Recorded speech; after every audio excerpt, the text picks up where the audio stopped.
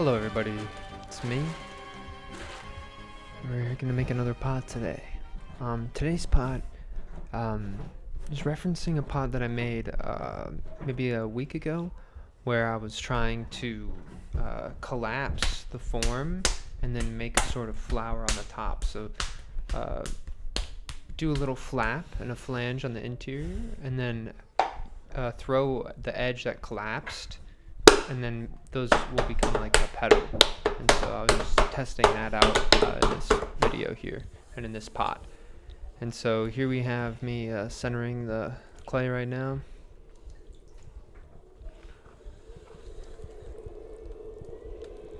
Just trying to be pretty smooth with it and pretty quick with the centering.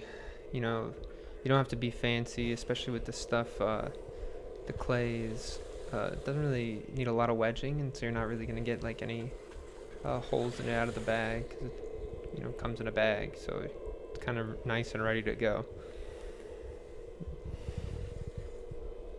And there we go. And pulling out the, oh no, I'm going to cone it up one more time. Boom. Right, just up, down, up, down. And it's pretty much centered. Whip out the hammer. Boom. Pretty much centered, right? Except I kind of uncentered it there, but now it's pretty much centered.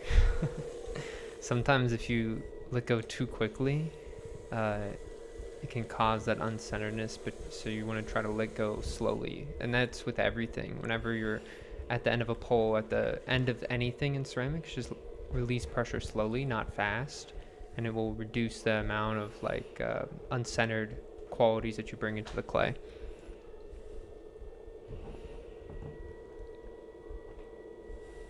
Just compressing that bottom.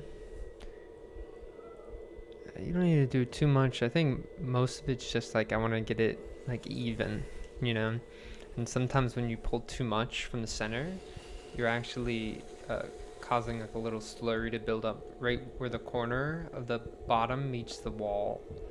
And we just did our first pull, and then when you do that, sometimes when you're doing that first pull, you can scrape that clay off that you pushed to the corner. It just comes right off sometimes. And so you just want to make sure you take that a little bit slowly. Here we are with our second pull.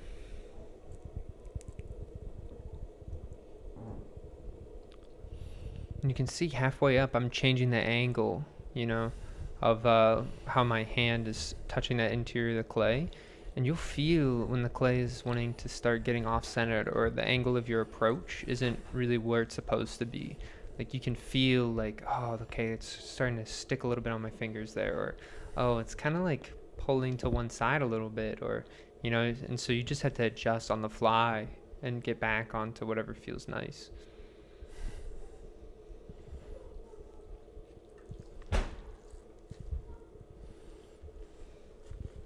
Trying to just scoop a lot of that bottom stuff up. Remember, always it's down to the bat, and then under the clay, and then out over top of it, and then pull it up, right? Establish the ring, and then just carry that all the way to the top. And once you get higher, you can release some of that pressure and reduce some of that exaggeratedness of the ring there, because if you do that, if you keep it fully the same all the way through, sometimes you can get pretty thin on the top, and so it's usually 9 times out of 10 your bottoms of your pots are going to be a little bit thicker, so that's really where you want to get a lot of that stretch in, that stretch of the clay. Towards the top, it doesn't really matter as much. You just want to make sure that top stays on center.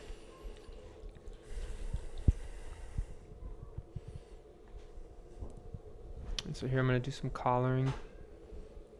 Remember, with collaring, always try to keep those back thumbs hinged backwards. There's a tendency to kind of keep them cocked back, where you just want to keep them up and ready.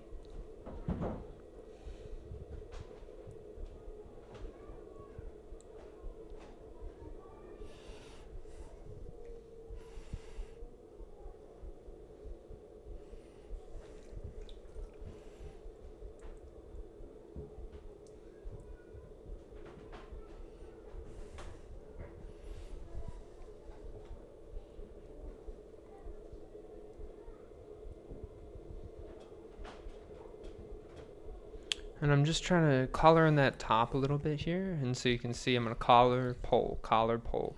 And so that's sort of the way you do it. If you just keep collaring, you end up torquing that clay like a little bit too much. You can see some of the striations. Sometimes it can be interesting and sometimes it's unavoidable, but the more it torques like that, the harder it's going to be to get a successful pull. Especially if your clay is already off-centered a little bit. Oh, good luck, you know. You're going to get a lot of undulations on the top for sure.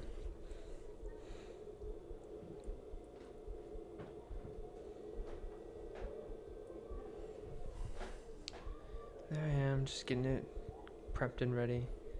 And it's okay, like if you put your hand in it and it splays out a little bit. It's going to be natural and it's okay because you're going to be pulling from wherever your hands are up through it and be centered. And I got a really, that is a really nice, slow, drastic, a lot of attitude with that spiral there. And so now I'm thinking, okay, I got that. I want to flap that over. Okay, well, first we need to belly that out so it collapses. And so you can see right underneath there, I'm going to start bellying that out, bellying it out, until eventually it will just, boop, collapse, right? And once we got it to collapse, okay, now we don't really need to be putting our hand inside of the pot anymore, right? And so I'm still figuring this format. I think the bottom still needs some like work on something that I can do with it, but we're just gonna exaggerate that fold a little bit more, hinge that in there. Oh, nice, we got a nice little floral shape, right? And so now I'm like, okay, now it's like go time. We can start doing some funky stuff with this rim here. And so you can see I'm just gonna try to compress and make an edge. And sometimes some weird stuff will go in because sometimes you actually trap some air, you know, in that little collapsed area, and that it's okay. It's not gonna explode on you, you know. Just try it slow enough and you're fine. But you can see I'm trying to pull that out, and it's really uneven. It's going to be pretty rare if it's like perfectly even, especially if you get air trapped in there. But that's okay. We're going to be adjusting it. And I've been cutting it recently. That was kind of a cool little noodle that came off there. But I've been adjusting it recently where I've been cutting it, right? Adjusting that rim. I think what I should start doing is just doing some more undulations. I think might be just kind of interesting. Especially a pot like this, I think I just need to figure out a good visual weight between the bottom and the top. And so here I am going in with this little wire tool.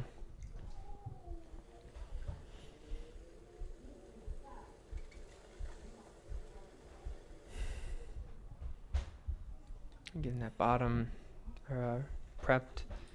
Just because, like when I do whatever happens on this top, I just want to have this bottom kind of already ready and done, you know. And so here I am, just take a sponge with it and just kiss the edge, right on the edge to suck up some of that water.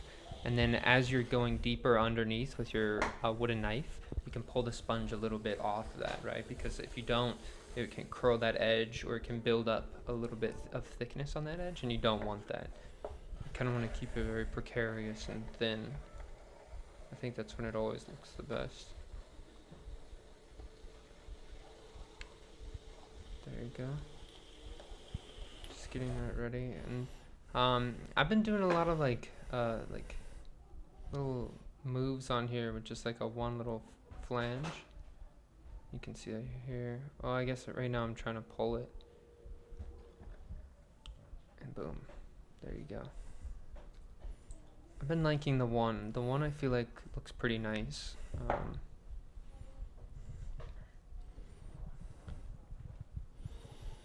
It gives enough interest in the bottom while also letting the top speak, and then make our first slices. It's really thin, and so some of the slices like really fell, I think, this time.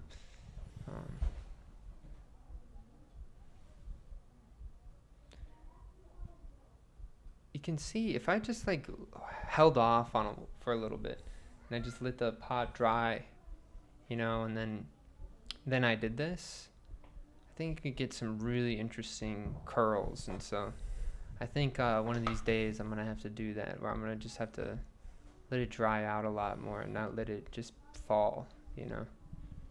I think I'll get some cool pots out of that. As you can see, it's kind of just like working with wet noodles right now. Sometimes it can be cool, and I'm trying to make some interesting shapes here, but I think other times it kind of just looks a little bit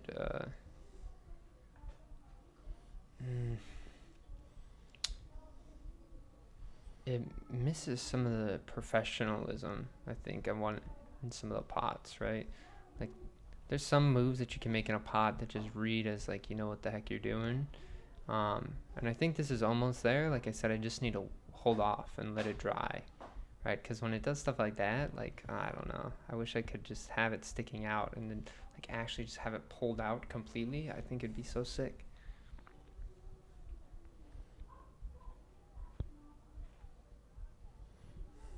And I'm just trying to address that edge just because it's kind of like pointy and sharp. And so I'm just taking and I'm making a little triangle out of my finger and I'm just running it right along that edge. And then once I get it established, then I'm going to go in with a sponge and just try to like smooth it out a little bit so you can see here. And with the sponge, so you kind of just need to go over it. Just like and that's just to just make it look a little bit nicer.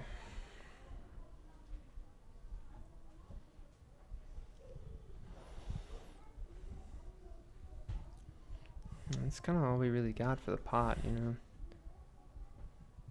Just doing some last touches, but I've been really liking what you can do on the wheel, right? Like stuff that you can just do right when you're like at the wheel and you don't need to just fuss with it afterwards. I think that's what I really like with my pots. And I think that's like something that people should establish in their own practice. But all right, all the best and strong mentality. Peace.